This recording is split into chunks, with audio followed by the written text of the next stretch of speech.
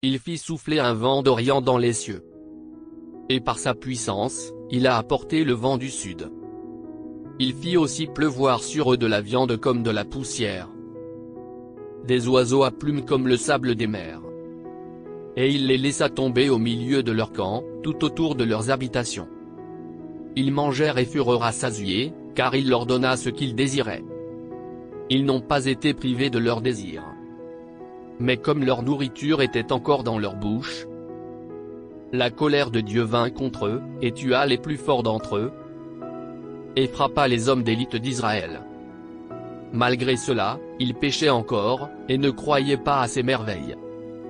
C'est pourquoi il a consumé leurs jours en vain, et leurs années en crainte. Quand il les a tués, alors ils l'ont cherché.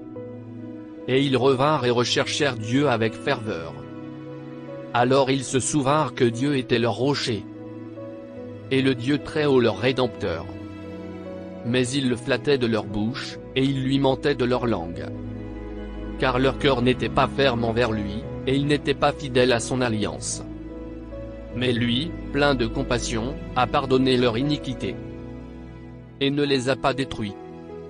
Oui, bien des fois il a détourné sa colère, et n'a pas attisé toute sa colère.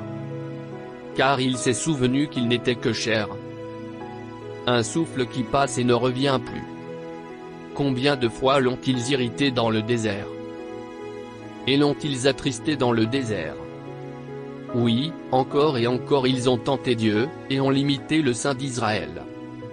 Ils ne se sont pas souvenus de sa puissance, du jour où il les a rachetés de l'ennemi, où il a opéré ses miracles en Égypte, et ses merveilles dans le champ de Tsoun. Ils ont changé leur fleuve en sang, et leurs ruisseaux, qu'ils n'ont pu boire.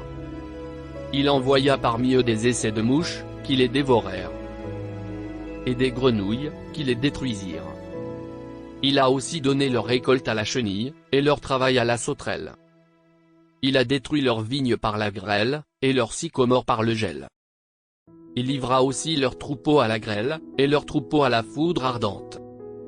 Il a jeté sur eux l'ardeur de sa colère, indignation et trouble, en envoyant au milieu d'eux des anges de destruction. Il a frayé un chemin à sa colère. Il n'a pas épargné leur âme de la mort, mais a livré leur vie à la peste, et a détruit tous les premiers-nés en Égypte, les premiers de leur force dans les tentes de Ham.